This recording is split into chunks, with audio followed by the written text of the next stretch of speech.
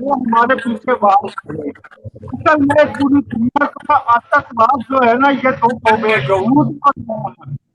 इन्होंने पूरी दुनिया की सारा आतंक पूरी दुनिया में इनकी वजह से फैला, और कोई नहीं है इस तरह। कोई मजहब, कोई समाज, कोई लड़ाई को तैयार नहीं है, सिर्फ ये दो समाज है। हाँ जी अशर भाई, आप वेट करें थोड़ी सी, दिनेश भाई की बात सुन लें, फिर आपके काम की बात होनी है आज 1-2 घंटे, फिर आपको बहुत सारी आज बातें ऐसी समझ आनी है जो आप कभी नहीं समझ पाएंगे। आप बैठे इधर हमारे पास बैठे, बहुत जरूरी है आपका बैठना। बस दिनेश भाई ने चले जाना है क्योंकि मैं इनकी बात का जवाब दे देता हूँ, आप जो कर रहे हैं उसका जवाब दे देता हूँ। ठीक है ठीक अ, इस जो अपन ने अभी आप मंत्र जाप किया ना, उसका मैंने शॉर्ट फॉर्म भी बना रखा है, सबका बेरी ब्राह्मण बेरी। ब्राह्मण बेरी, बिल्कुल। सबका बेरी, सबका मतलब सबका, सबका बेरी ब्राह्मण बेरी। अगर जैसे इस्लाम के अंदर देखेंगे जाके, वहां भी ब्राह्मण बेरी छुप गया है। ब्राह्मण बेरी क्या करता है? मिमिक्री करता है, वो अपने आप को छुपा लेता है। बुद्धिज्म में जाके छुप जाता है, जैन में जाके छुप जाता है, सिखों में भी जाके छुप जाता है। वो छुपता है, मिमिक्री करता है, तो उसको जैसे पकड़ना। जैसे दिनेश सिंह जी खटमल होता है ना, खटमल छुपता है, इसी प्रकार से। अब मैं नहीं समझ, वो आप समझ ले अच्छे से। आप कैसे समझना चाहते हैं मैं तो बता रहा हूँ। ये ब्राह्मण वैरी है, मिमिक्री करने में माहिर है। आपको बहुत महत्वपूर्ण बात बताने जा रहा हूँ। महत्वपूर्ण बात यह है कि ब्राह्मण जो उसका सिस्टम है, कोई भी तंत्र चलता है, कोई भी सिस्टम है, कोई भी आइडियोलॉजी है, विदाउट बेस के नहीं चलती। जो ब्राह्मण धर्म है, जिसका हिंदू धर्म नाम है, हिंदू धर्म है, वो वर्ण व्यवस्था पर टिका हुआ है। वर्ण व्यवस्था में 6743 जातियां हैं, जो जो शूद्र है, अछूत है, जो गुलाम बना रखी हैं। तो जो वर्ण व्यवस्था का बेस है, ऊपर टॉप में ब्राह्मण है, नीचे सबसे नीचे भंगी है। मुझे तो बहुत बड़ी हैरानी हुई जब मैंने इस पर रिसर्च किया कि दिल्ली के अंदर जो भंगी समुदाय है, यानी भंगी मतलब वाल्मीकि, जो वाल्मीकि हैं, उसको कैप्चर करने के लिए ब्राह्मण बैरी मिमिक्री करके भंगी बन गया है। और लगभग यहाँ दिल्ली के अंदर, इतना बड़ा दिल्ली है, उसमें 200 परिवार जो पहले ब्राह्मण थे, ब्राह्मण से वो अपने आप को भंगी कहने लगे हैं, और भंगियों का नेतृत्व करके भंगियों को बेवकूफ बना रहे हैं। आप इतना सोच सकते हैं कि ब्राह्मण बैरी इतने माइक्रो लेवल पर जाकर के मिमिक्री करेगा, और भंगी बनकर भंगियों को बेवकूफ बनाएगा, उनका चूतिया काटेगा, और उनको एकजुट नहीं होने देगा, उनको उनकी लीडरशिप नहीं बनने देगा। यानी भंगियों में भी वो भंगी बनकर के भंगियों को लीड कर रहा है। कितनी बड़ी हैरानगी की बात है ये। ब्राह्मण बेरी को समझना बहुत जरूरी है। मिमिक्री करता है, ये बहुत बड़ी मिमिक्री करता है। ऐसे ही हमारे तमाम लीडर्स हैं, जो सो कॉल्ड लीडर्स हैं, अगर उनकी कास्ट को ढंग से खंगाला जाए ना, तो उसके पीछे भी ब्राह्मण बेरी का बैकग्राउंड जरूर जरूर निकलेगा। तो इस पर भी हम काम कर रहे हैं। मैंने शुभम भाई से भी चर्चा की थी कि शुभम जी, आपको ये पता है? तो बेचारों को कुछ पता ही नहीं, लोगों को कुछ भी नहीं पता कि आखिर हमारे साथ हो क्या रहा है। तो जो बैरी की सबसे बड़ी खासियत है, वो मिमिक्री करता है। वो मिमिक्री कैसे करता है, क्यों करता है, मिमिक्री करने से उसे क्या फायदा होता है, इसको समझना पड़ेगा। इस पर हम कभी फिर चर्चा करेंगे। और आज हम तैयार होके जा रहे हैं कहीं एक कार्यक्रम में। अ, उस कार्यक्रम की में जाना बहुत जरूरी है। फिर चर्चा है। करेंगे, इस पे सुनाएंगे। आप सभी ने हमें सुना, इसके लिए आपको बहुत बहुत बड़ा थैंक यू। सभी को वाहिगुरु जी का खालसा, वाहिगुरू जी की फतेह। वाहिगुरु जी का खालसा, वाहिगुरु जी की फतेह। दिनेश भाई, आप कार्यक्रम अटेंड कर लें। और शुभम भाई भी आ गए हैं। मैंने कल इनकी वीडियो देखी थी। बहुत ही अभी नए नए युवा स्पीकर बने हैं, तो पर फिर भी बहुत स्टेज पे खड़े होके लाते काम नहीं लगती हैं, लोगों की टांगे कांपने लगती हैं। बहुत प्यारी इन्होंने स्पीच दी। बाकी जब धीरे धीरे और स्पीचेस देंगे तो शुभम भाई, वाहिगुरु जी का खालसा, वाहिगुरु जी की फतेह। सर वाहिगुरु जी का खालसा, वाहिगुरु जी की फतेह। शुभम भाई, मैंने आपकी वीडियो देखी थी उधर घूमते फिरते, मेरे को भेजी थी किसी ने, बहुत मुझे प्यारी वीडियो लगी, जहाँ पर आप स्पीच दे रहे हैं समाज को बैठकर, सारा समाज को बैठकर समझा रहे हैं। Very nice of you. ये जो आप समाज को जगाने का काम कर रहे हैं, ये बहुत ही आला आला दर्जे का है जो आप कर रहे हैं। मैंने देखी थी वो वीडियो आपकी। जी पाजी, थैंक यू। और प्लीज ऐसे और भी प्रोग्राम्स में प्रोग्राम्स जो अटेंड करते रहे। आज जो आपने परसों बताया था ना, वही नोट करके वही बोला था मैं, तो वहां पे टूटा फूटा जैसा भी नोट करके बोला गया वहां बोल लेगा। कोई बात नहीं, आपने जब लगातार बैठना इधर हमारे भाइयों के पास, चाहे नीचे बैठ के लिसनिंग ही करनी है, उसके बाद में आपको पूरी खेल समझ आ जाना है। तो चलिए आज हमारे अशर भाई आए हैं, इनसे कुछ बात करते हैं कि इनके वहां पे गेम क्या है, इनको समझना होगा, ये भी कभी नहीं समझे। अच्छा भाई, आपने 47 का दर्द तो सुना होगा, लोग कहते होंगे हमारे लोग बहुत मारे गए और ये हो गया वो हो गया, सुना होगा ऐसा कि नहीं? जी भाईजान, साडे अपने घर दे बंदे 6-7 मारे गए। 6-7 आपा करीबन 50 के जो लोग थे, हमने मिलकर 2 दर्जन लोगों को मारा, जी ये तो पता ही बिल्कुल होगा। मारे। ਇਹ ਬ੍ਰਾਹਮਣ ਦੇ ਜਿਹੜਾ ਸਾਡੇ ਦਿਮਾਗ 'ਚ ਖਨਾਸ ਭਰਿਆ ਸੀ ਨਾ ਮੁਸਲਮਾਨਾਂ ਤੇ ਸਾਡੇ ਸਿੱਖ ਭਰਾਵਾਂ ਦੇ ਵਿੱਚ, ਉਹਦੀ ਵਜ੍ਹਾ ਨਾਲ ਇਹ ਨਾ ਇੰਤਫਾਕੀ ਪੈਦਾ ਹੋਈ। ਇਹਨਾਂ ਨੇ ਆਪਣਾ ਜੀ ਕੰਮ ਕੱਢਣ ਵਾਸਤੇ ਸਾਡੇ ਵਿੱਚ ਨਾਸੂਰ ਭਰਿਆ ਸੀ।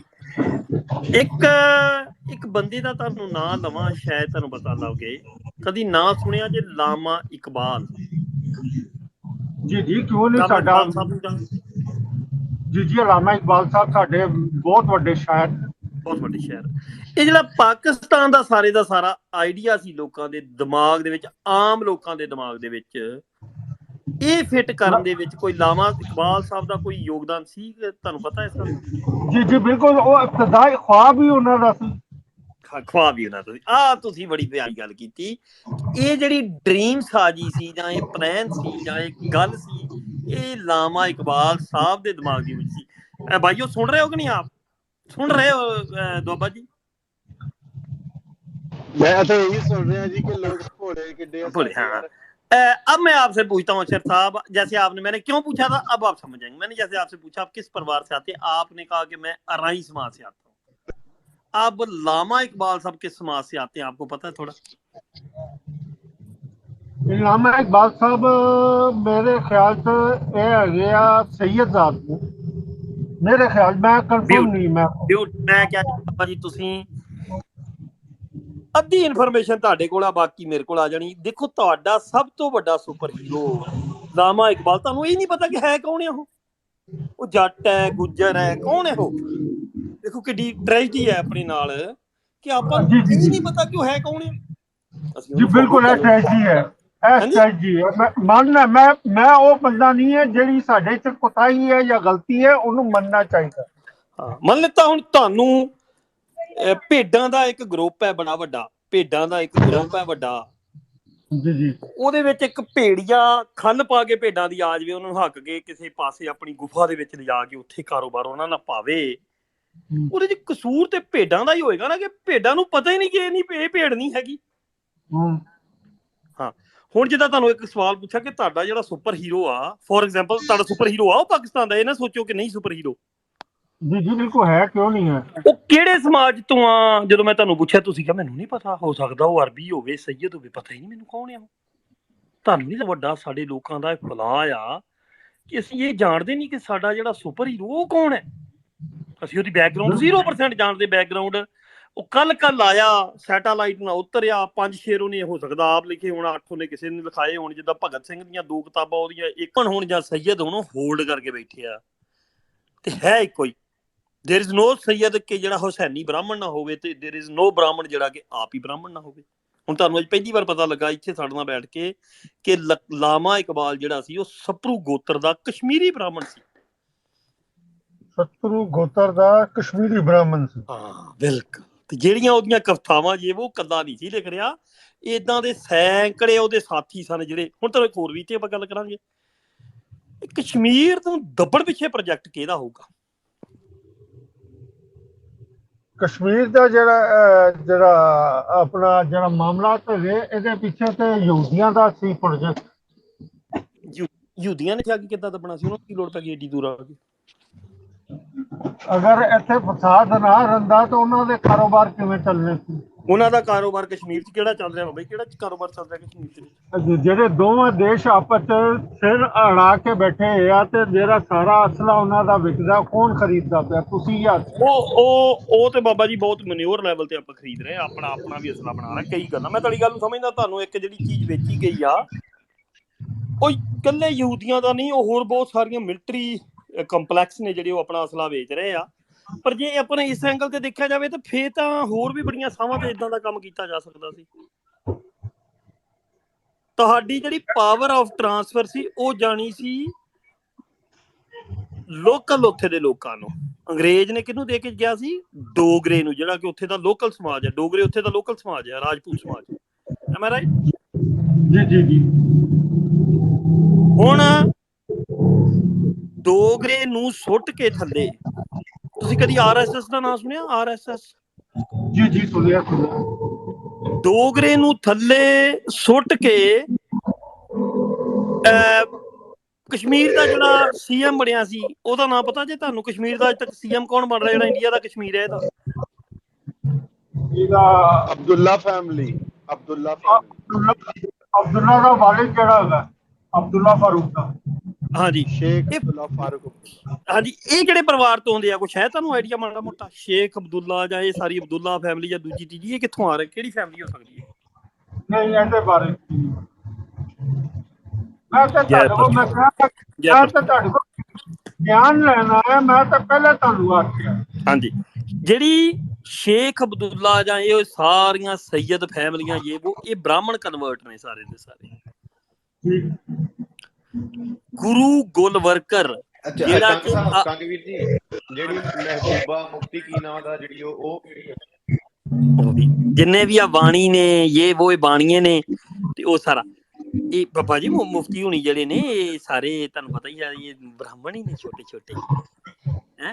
ਪਰ गुरु गुलवर्कर जो कि RSS का प्रधान थी बाबा जी, प्रधान RSS ਦਾ, ਉਹ ਸਪੈਸ਼ਲ ਕਸ਼ਮੀਰ ਆਇਆ ਸੀ ਕਿ ਰਾਜ ਇਸ ਡੋਗਰੇ ਕੋਲੋਂ ਖੋ ਕੇ ਆਪਾਂ ਬ੍ਰਾਹਮਣਾਂ ਕੋ ਕਿਵੇਂ ਪੁੱਜਦਾ ਕਰਨਾ।